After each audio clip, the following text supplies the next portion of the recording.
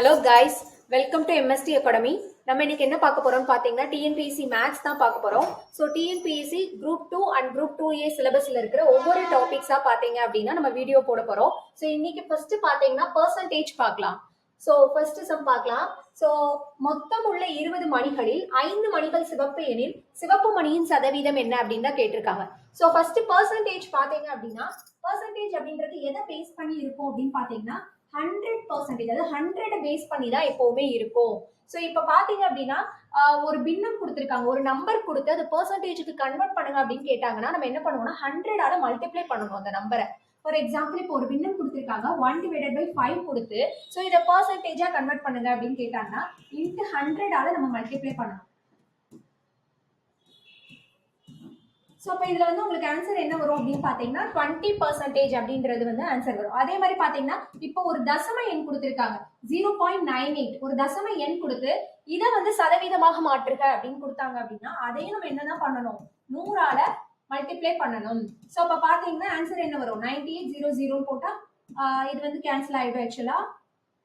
So 98% தான் வந்து உங்களுக்கு ஆன்சர் வரும். ஸோ அப்போ நம்ம எந்த ஒரு நம்பர் கொடுத்து அதை வந்து சதவீதமாக மாற்றுக அப்படின்னு கேட்டாங்கன்னா நம்ம என்ன பண்ணுவோம், 100ஆல மல்டிப்ளை பண்ணணும். ஸோ இதுவே வந்து ஆல்ரெடி சதவீதம் கொடுத்துருக்காங்க, இப்போ 50% கொடுத்துருக்காங்க ஆல்ரெடி அப்படின்னா ஸோ அப்போ நம்ம என்ன பண்ணுவோம்னா அதை வந்து 50/100 அப்படின்னு எழுதணும். ஏன் அப்படின்னா சதவீதம் என்பது என்ன அப்படின்னா 100ஐ பகுதியாக கொண்ட பின்னம்னு சொல்லுவோம். சதவீதம் என்பது 100ஐ பகுதியாக கொண்ட பின்னம் அப்படின்னு சொல்லுவோம். ஸோ அப்போ 50% 50/100 அப்படின்னு எழுதணும். 80% அப்படின்னா 80/100 அப்படின்ற மாதிரி எழுதுவோம். ஸோ இப்போ வந்து நம்ம சம்முக்கு போகலாம். ஸோ இதுல என்ன கொடுத்துருக்காங்க அப்படின்னு பாத்தீங்கன்னா மொத்தம் உள்ள 20 மணிகளில் 5 மணிகள் சிவப்பு எனில் சிவப்பு மணியின் சதவீதம் என்ன அப்படின்னு தான் கேட்டிருக்காங்க. ஸோ அப்போ மொத்தம் எத்தனை மணிகள் இருக்கு, 20 மணிகள் இருக்கு. ஸோ அப்ப 20 மொத்தம் உள்ள 20 மணிகள்ல 5 மணிகள் சிவப்பு எனில் அந்த 5 மணிகளோட சதவீதம், அதாவது சிவப்பு மணியின் சதவீதம் என்னன்னு தான் நமக்கு கொஸ்டின் கேட்டிருக்காங்க. ஸோ இப்போ வந்து பாத்தீங்க அப்படின்னா மொத்தம் 20 மணிகள் இருக்கு, அது 5 மணிகளோட சதவீதம் தான் கேட்கறாங்க. ஸோ சதவீதம் கேட்டாங்க அப்படின்னா நம்ம என்ன பண்ணணும், 100ஆல மல்டிப்ளை பண்ணணும். ஸோ இப்போ பாத்தீங்கன்னா ஒரு 0க்கு ஒரு 0 கேன்சல் ஆயிடும், 1 2 I 2 10. ஸோ நமக்கு ஆன்சர் என்ன அப்படின்னு பாத்தீங்கன்னா 25% அப்படின்றதான் வந்து பாத்தீங்கன்னா ஆன்சர். ஸோ இது வந்து பாத்தீங்கன்னா நார்மலா பண்றது. இதுவே இன்னொரு மெத்தட் இருக்கு, பாக்ஸ் மெத்தட் அப்படின்னு சொல்லுவோம். ஸோ அது எப்படி பண்ணுவோம் அப்படின்னு பாத்தீங்கன்னா ஸோ நமக்கு மொத்தம் இருக்கிற மணிகள் வந்து 20 மணிகள், அதை வந்து நம்ம எப்படி எடுத்துக்கணும்னா 100%, மொத்தத்தை வந்து நம்ம எப்பயுமே 100% அப்படின்ற மாதிரி எடுத்துக்கணும். நமக்கு கேட்கறது 5 மணிகளோட சதவீதம். ஸோ அப்ப 5ஓட சதவீதம் என்ன அப்படின்னு போடுறேன். ஸோ இப்போ இந்த பாக்ஸ் மெத்தட்ல நம்ம எப்படி பண்ணுவோம் அப்படின்னு பாத்தீங்கன்னா நேரா இருக்கிறத வந்து அடிச்சு கொடுக்கணும். இப்படி நேரா இருக்கிறத வந்து என்ன பண்ணணும்னா அடிச்சு கொடுக்கணும், ஃபைனலா வந்து கிராஸ் மல்டிப்ளை பண்ணணும். ஸோ இப்போ பாத்தீங்க அப்படின்னா ஒரு 0க்கு ஒரு 0 கேன்சல் பண்ணிடுறோம், 1 2 I 2 10. ஸோ இப்போ வேற ஏதாவது கேன்சல் பண்றதுக்கு இருக்கா அப்படின்னு பார்த்தா எதுவுமே இல்லை. ஸோ இப்போ வந்து பாத்தீங்கன்னா கிராஸ் மல்டிப்ளை பண்றோம். அப்ப எக்ஸ் ஈக்குவல் டு 5 25% அப்படின்றதான் பாத்தீங்கன்னா நமக்கு ஆன்சர். ஸோ இது வந்து நம்ம பாத்தீங்க அப்படின்னா ஒரு சம்மையை வந்து 2 வேஸ்ல நம்ம சால்வ் பண்ண முடியும், நார்மல் மெத்தட், இன்னொன்று பாக்ஸ் மெத்தட்ல. ஸோ அடுத்த சம் பார்க்கலாம். ஒரு அரசு உயர்நிலை பள்ளியை சேர்ந்த 75 மாணவர்கள் 10ஆம் வகுப்பு தேர்வில் பங்கு பெற்றனர். அவர்கள் 72 பேர் தேர்வில் தேர்ச்சி பெற்றதாக அறிவிக்கப்பட்டுள்ளது எனில் தேர்ச்சி பெற்ற மாணவர்களின் சதவீதத்தை காண்க அப்படின்னு கேட்டிருக்காங்க. சோ இப்ப மொத்த மாணவர்கள் எவ்வளவு கொடுத்திருக்காங்க, 75 மாணவர்கள். அதுல தேர்ச்சி பெற்றுள்ளது வந்து 72 பேர் வந்து தேர்ச்சி பெற்றிருக்காங்க. சோ நமக்கு கேட்டிருக்கிறது தேர்ச்சி பெற்ற மாணவர்களோட சதவீதம் தான். இதுவே தேர்ச்சி பெறாத மாணவர்களோட சதவீதம் கேட்டாங்கன்னா மொத்தத்துல இருந்து தேர்ச்சி பெற்றவர்களை கழிச்சிட்டு தேர்ச்சி பெறாதவர்கள் எத்தனை பேர் இருக்காங்களோ அதுக்கு வந்து சதவீதம் கண்டுபிடிக்கணும். நமக்கு கேட்டிருக்குது மொத்த மாணவர்களும் கொடுத்துட்டாங்க, தேர்ச்சி பெற்ற மாணவர்களும் கொடுத்துட்டாங்க, தேர்ச்சி பெற்ற மாணவர்களோட சதவீதம் தான் கேட்டிருக்காங்க. சோ அப்ப நம்ம டைரக்டாவே பண்ணிடலாம். மொத்தம் வந்து 75 மாணவர்கள், அதுல தேர்ச்சி பெற்றவர்கள் எத்தனை பேர், 72 பேர், அவங்களோட சதவீதம் தான் நமக்கு கேட்டிருக்காங்க. சோ 25 3 75, 25 4 100. சோ அடுத்து பாத்தீங்கன்னா 1 3 3, 2 3 6, மிச்சம் 1, 4 3 12. சோ 24 × 4 என்ன வரும் அப்படின்னு பாத்தீங்கன்னா 96 வரும். 96% அப்படின்றதான் பாத்தீங்கன்னா நமக்கு ஆன்சர். சோ இதுவே நம்ம பாக்ஸ் மெத்தட்ல பண்ணோம் அப்படின்னா எப்படி பண்ணுவோம், சோ மொத்த மாணவர்கள் வந்து 75 பேர், அதை வந்து நம்ம 100% அப்படின்னு எடுத்துக்கிறோம்.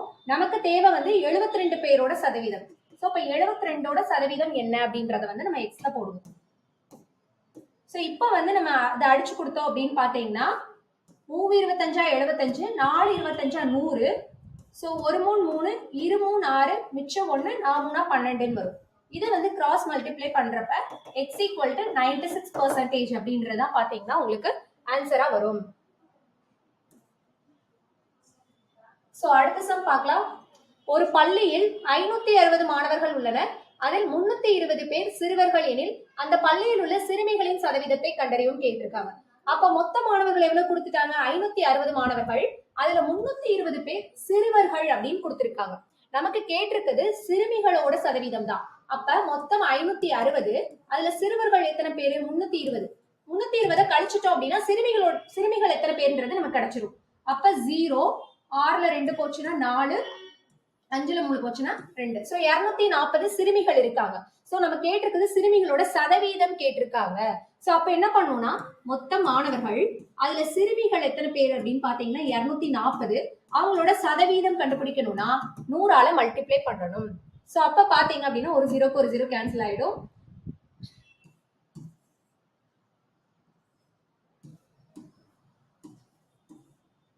ஒரு 2 4 2 8 6 2 12 0 7 2 14 2 6 0 வருது. சோ இது வந்து பாத்தீங்கன்னா 30 × 10 வந்து 300 டிவைடட் பை 7% அப்படின்னு வரும்.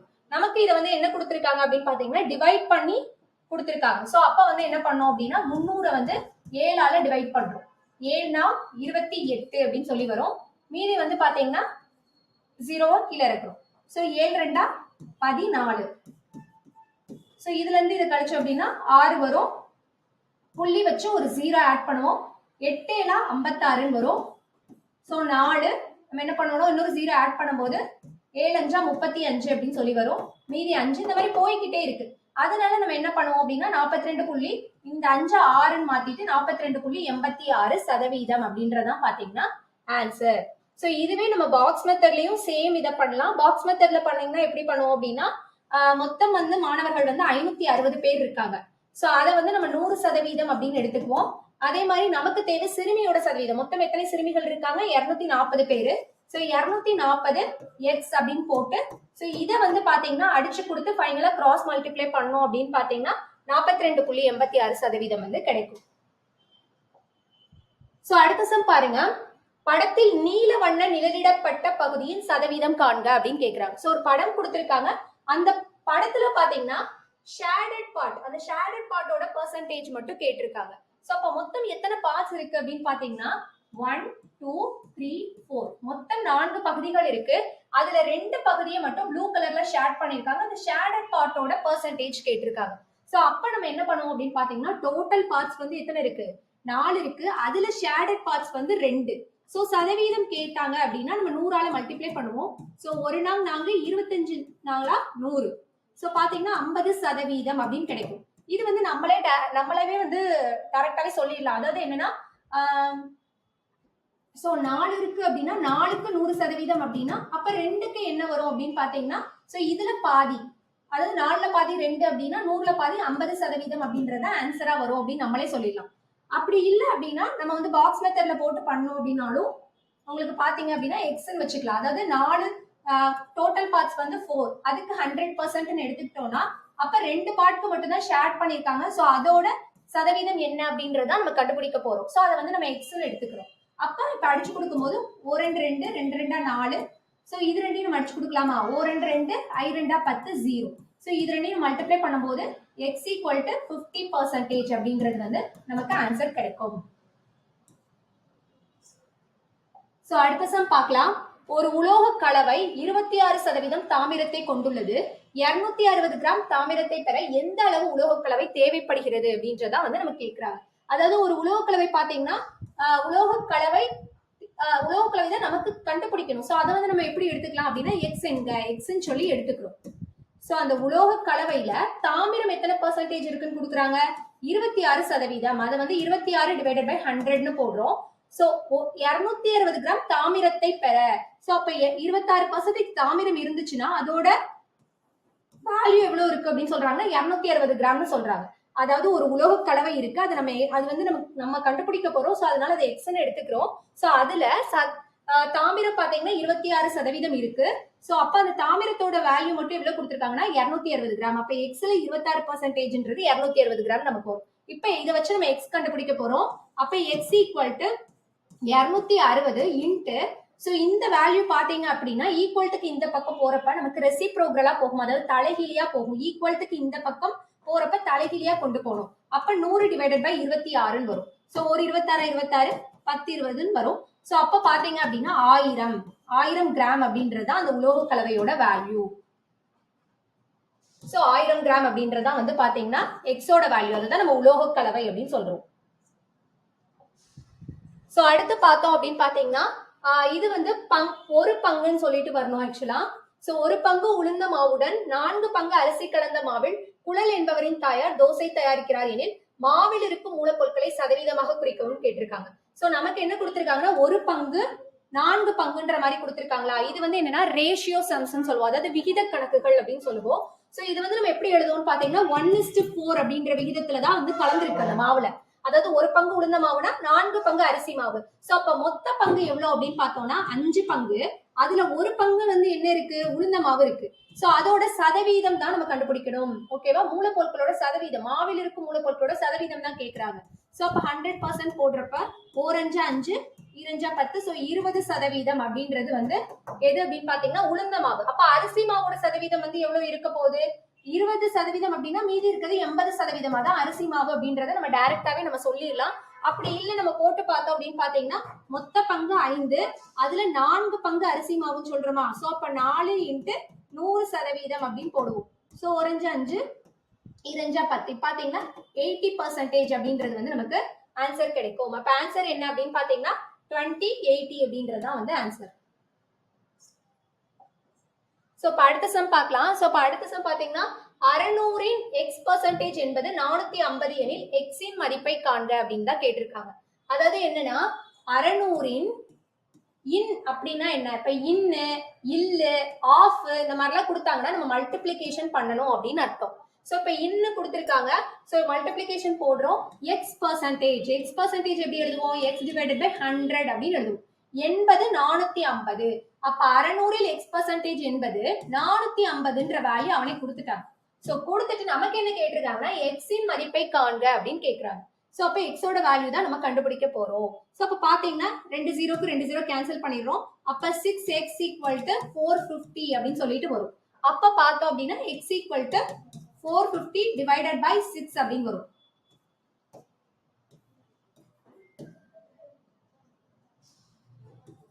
So 75% X ஓட வேல்யூ பாத்தீங்க அப்படின்னா 75% அப்படின்றதுதான் வந்து இதுக்கு ஆன்சர். சோ இது வந்து என்ன பண்ணிருக்கோம், 600 X% என்பது, சோ 600 இன் அப்படின்றத வந்து நம்ம இன்ட் போடுவோம். So X% X divided by 100 = 450. இதை வந்து ஷார்ட் பண்ணும்போது நமக்கு என்ன வருது, X = 75% அப்படின்னு வருது. சோ அடுத்து பார்க்கலாம். ஒரு எண்ணின் மதிப்பை 25% குறைத்தால் 120 கிடைக்கிறது எனில் அந்த எண்ணை காண்க அப்படின்னு தான் கேட்டிருக்காங்க. சோ இந்த மாதிரி சம்ஸ் பாத்தீங்கன்னா உங்களுக்கு டிஎன்பிசில இருந்து அடிக்கடி கேட்டுட்டே இருக்காங்க. சோ 25% குறைத்தால், 25% அதிகரித்தால், இந்த மாதிரி குறைத்தால் அதிகரித்தால் இந்த மாதிரி வந்துச்சு அப்படின்னா நம்ம 2 மெத்தட்ல இதை சால்வ் பண்ண முடியும். சோ எப்படின்னு பாத்தீங்கன்னா ஒரு எண்ணின் மதிப்பை 25% குறைத்தால், சோ அப்ப அந்த எண் வந்து நமக்கு என்னன்னு தெரியாது, அதை வந்து நம்ம எக்ஸ்ன்னு எடுத்துக்கிறோம். அந்த எண்ணோட மதிப்பை 25% குறைத்தால்னு சொல்றாங்க. அப்ப குறைத்தால்னா மைனஸ், அப்ப அந்த எண் வந்து நமக்கு என்னன்னு தெரியாது. சோ அதனால அந்த எண்ல இருந்து என்ன பண்றோம் அப்படின்னா 25% குறைக்கிறோம். சோ அப்ப x × 25 divided by 100 = நமக்கு என்ன கிடைக்கிறது, 120 கிடைக்கிறதுன்னு சொல்றாங்க. சோ = 120 அப்படின்னு நம்ம பண்ணிடுவோம். சோ இப்ப இதை வந்து நம்ம ஷார்ட் பண்றப்ப நமக்கு என்ன வரும் அப்படின்னு பாத்தீங்கன்னா ஒரு 25 25 4 25 100. அப்ப x minus x divided by 4 = 120 வருது. இத பாத்தீங்கன்னா 4x நம்ம மல்டிப்ளை பண்ணும்போது 4x வரும். சோ 4x minus x வந்து 3x. So 3x divided by 4 = 120 எழுதலாம். அப்ப பாத்தீங்கன்னா x = 120 இன்டு இது வந்து ரெசிப்ரோகலா போறப்ப ஈக்குவல் இங்கிட்டு பாத்தீங்கன்னா ரெசிப்ரோகலா போகும். சோ 4 divided by 3 எழுதுவோம். 1 3 4 12. சோ அப்ப வந்து 40 × 4 160 அப்படின்றதான் வந்து பாத்தீங்கன்னா உங்களுக்கு ஆன்சர். சோ இது வந்து பாத்தீங்கன்னா one of the method. So இன்னொரு மெத்தட் வந்து நம்ம எதுல பண்ணலாம் அப்படின்னு பாத்தீங்கன்னா ஃபார்முலா யூஸ் பண்ணி பண்ணலாம் ஈஸியா. ஸோ ஃபார்முலா யூஸ் பண்ணி எப்படி பண்றது அப்படின்னு சொல்லி பார்ப்போம். அதாவது இந்த மாதிரி 25% குறைத்தால் அந்த மாதிரி வந்துச்சு, குறைத்தால் அப்படின்னு வந்துச்சுன்னா ஃபார்முலா என்ன கொடுப்போம் அப்படின்னு பார்த்தீங்கன்னா 1 மைனஸ், இதுவே அதிகரித்தால்னா பிளஸ் யூஸ் பண்ணுவோம், குறைத்தால் அப்படின்னா மைனஸ் யூஸ் பண்ணுவோம். 1 minus x divided by 100 into A equal to D. இதுதான் பார்த்தீங்கன்னா ஃபார்முலா. ஸோ அந்த எண் அப்படிங்கிறது தான் நம்ம ஏன்னு எடுத்துக்கணும். ஸோ குறைத்தால் அதிகரித்தால் அதுதான் வந்து பார்த்தீங்க அப்படின்னா எக்ஸ்ன்னு எடுத்துக்கணும். குறைத்தால் அது எவ்வளவு கிடைக்குதோ அதை வந்து நம்ம டீன்னு எடுத்துக்கணும். ஸோ இப்போ பார்த்தீங்கன்னா 1 மைனஸ் 25% குறைத்தால்னு வருதா, ஸோ 25 டிவைடட் பை 100 அப்படின்னு போகணும். அந்த எண் வந்து நமக்கு தெரியாது, அதை வந்து நம்ம ஏன்னு வச்சுக்கிறோம். ஸோ அதை குறைக்கிறப்ப நமக்கு எவ்வளவு வேல்யூ கிடைக்குது, 120 கிடைக்குதுன்னு சொல்றோம். ஸோ 120 அப்படின்னு போட்டுக்கிறோம். ஸோ இதை வந்து இது பண்ணி பார்த்தீங்கன்னா 100 minus 25 வந்து 75 divided by 100 வரும். So A is equal to 120 அப்படின்னு வருது. அப்ப இதை வந்து நான் இங்க சிம்பிளிஃபை பண்றேன். 325 425 100. So A is equal to 120 into இந்த பக்கம் போகும்போது பாத்தீங்கன்னா 4 divided by 3 அப்படின்னு வரும். ஒரு 3 3 4 12 40. So 40 into 4 160. So formula apply பண்ணப்போ உங்களுக்கு என்ன வந்திருக்கு, A ஓட வேல்யூ, அதாவது அந்த எண் வந்து 160 அப்படின்றதான் வந்து ஆன்சரா வந்திருக்கு. ஸோ இந்த மாதிரி நீங்க என்ன பண்ணலாம், குறைத்தால் அதிகரித்தால் அப்படின்னா இந்த ஃபார்முலா அப்ளை பண்ணியே வந்து ஈஸியா நீங்க பண்ணி முடிச்சுக்கலாம். ஸோ அடுத்த சமம் அதே மாதிரிதான் இருக்கும். பாத்தீங்கன்னா 20% விலை உயர்விற்கு பின் 1 கிலோ உளுந்தம்பருப்பின் விலை 96 எனில் 1 கிலோ உளுந்தம்பருப்பின் அசல் விலையை காண்க அப்படின்னு கேட்கிறாங்க. அதாவது 20% உயர்விற்கு பின். ஸோ உயர்ந்தால் அப்படின்னா நம்ம வந்து இதை எப்படி எடுத்துக்கலாம், ஸோ நார்மலா பண்றதா இருந்தா எக்ஸோட வேல்யூ, அதாவது அசல் விலை வந்து நமக்கு தெரியாது, உளுந்தம்பருப்போட அசல் விலை தெரியாது, அதை எக்ஸ்ன்னு எடுத்துக்கிறோம். ஸோ எக்ஸ் உயர்விற்கு பின் அப்ப வந்து பிளஸ் யூஸ் பண்ணணும். அந்த எக்ஸ்ல இருந்து எவ்வளவு உயர்ந்திருக்கு, 20%. அப்ப 20 டிவைடட் பை 100 அப்படின்னு போடுறோம். ஸோ உயர்வுக்கு பின் எவ்வளவு வந்திருக்கு, அதோட ரேட்டு 96. இப்ப இதை ஷார்ட் பண்றப்ப பாத்தீங்கன்னா ஒரு 0 cancel, 1 2 2 I 2 10. So 5x plus x வந்து என்ன வரும், 6x. So 6x divided by 5 equal to 96 அப்படின்னு வரும். அப்ப x equal to 96 into 5 divided by 6 அப்படின்னு வரும். 3 2 6 3 9 3 2 6ன்னு சொல்லிட்டு வரும். 1 2 2 1 2 2 ஸோ 1 6 2 12. ஸோ 6 2 12. ஸோ 80. எக்ஸோட வேல்யூ பாத்தீங்கன்னா 80 அப்படின்றதுதான் ஆன்சரா வரும். இது வந்து பாத்தீங்கன்னா நம்ம நார்மலா பண்றது. ஸோ இதுவே ஃபார்முலா அப்ளை பண்றப்ப எப்படி வரும் அப்படின்னு பார்க்கலாம். ஸோ ஃபார்முலா அப்ளை பண்றப்ப நம்ம ஏற்கனவே பார்த்த ஃபார்முலா தான். என்ன பண்ணுவோம், 1 இங்க வந்து உயர்விற்கு பின், உயர்ந்தால் அதிகரித்தால் இந்த மாதிரினா நம்ம பிளஸ் யூஸ் பண்ணணும்னு சொல்லியிருந்தேன். So 1 plus x divided by 100 into A equal to D அப்படின்றதான் ஃபார்முலா. ஸோ 1 பிளஸ் எவ்வளவு உயர்ந்திருக்கு அப்படின்னு சொல்லி பார்க்குறோம், 20%. So 20 divided by 100. ஏவோட வேல்யூ வந்து அசல் வேல்யூ நமக்கு தெரியாது, அசல் விலை வந்து நமக்கு தெரியாது. ஸோ எவ்வளவு வந்து வேல்யூ வந்து உயர்விற்கு பின் வருது, 96. ஸோ அப்ப பாத்தீங்கன்னா இதை வந்து இங்கேயே சிம்பிளிஃபை பண்றோம். 1 2 2 I 2 10. ஸோ 5. ஸோ அப்ப இங்க என்ன வரும், ஆக்சுவலா 5 வருமா. So 5 plus 1 6. 6 டிவைடட் பை 5ன்னு சொல்லிட்டு வரும். A equal to 96 அப்படின்னு வருது. A equal to 96 into 5 divided by 6 அப்படின்னு வரும் இந்த பக்கம் போறப்ப. ஸோ 3 2 6 3 9 3 2 6 1 2 ஸோ 16 வரும்.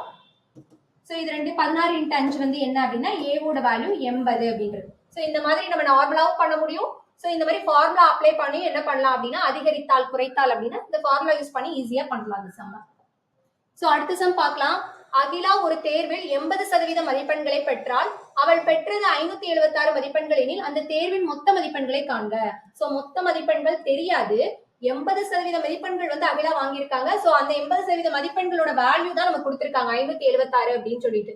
சோ அப்ப பார்த்தோம் அப்படின்னா மொத்த மதிப்பெண்களை நம்ம எக்ஸ்ன்னு எடுத்துக்கிறோம். எக்ஸ்ல 80%ஓட வேல்யூ என்ன வருதுன்னு கொடுக்குறாங்க. சோ 80% மதிப்பெண்கள் வந்து எவ்வளவு அப்படின்னா 576 அப்படின்னு கொடுக்குறாங்க. அப்ப எக்ஸ் கண்டுபிடிச்சிட்டோம் அப்படின்னா மொத்த மதிப்பெண்கள் நமக்கு கிடைச்சிரும்.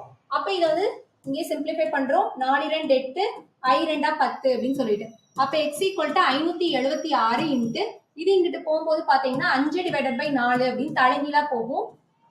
சோ இதை வந்து ஷார்ட் பண்ணலாம். 2 2 4 2 4 மிச்சம் 1 8 2 16 மிச்சம் 1 8 2 16 4 2 4 2 4 2 8 4 2 8. சோ 144 5ஆல மல்டிப்ளை பண்ணோம் அப்படின்னு பாத்தீங்கன்னா 5 20க்கு 0 மிச்சம் 2 20 22க்கு 2 மிச்சம் 2 7 720 தான் வந்து பாத்தீங்கன்னா ஆன்சர் வரும். ஸோ ஆன்சர் பாத்தீங்கன்னா 720. இதுவே நம்ம பாக்ஸ் மெத்தட்லயும் இதை வந்து நம்ம சால்வ் பண்ண முடியும். என்னன்னு பாத்தீங்கன்னா அதாவது 80%ஓட வேல்யூ என்னன்னு சொல்றாங்க, 576 மதிப்பெண்கள்னு சொல்றாங்க. அப்ப 100%ஓட வேல்யூ என்ன அப்படின்றது தான் வந்து நம்ம கண்டுபிடிக்க போறோம். சோ அப்ப பாத்தீங்க அப்படின்னா இதை வந்து நம்ம சிம்பிளிஃபை பண்றப்ப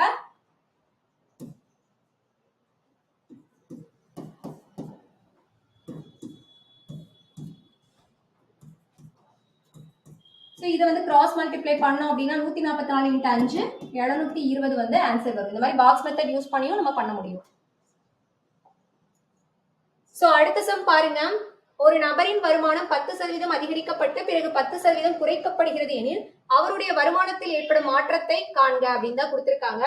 சோ அதாவது என்னன்னா இந்த சம்மு பாத்தீங்கன்னா இந்த மாதிரி சம்மு டிஎன்பிசில வந்து அடிக்கடி கேட்டுட்டு தான் இருக்காங்க. 10% அதிகரிக்கப்பட்டு 10% குறைக்கப்பட்டால், இல்லைன்னா 10% குறைக்கப்பட்டு அதிகரிக்கப்பட்டால், இல்லைன்னா ரெண்டுமே அதிகரிக்கப்பட்டால், ரெண்டுமே குறைக்கப்பட்டால், இந்த மாதிரி கேட்டாங்க அப்படின்னா ஈஸியா நீங்க ஃபார்முலா அப்ளை பண்ணியே பண்ணிடலாம்.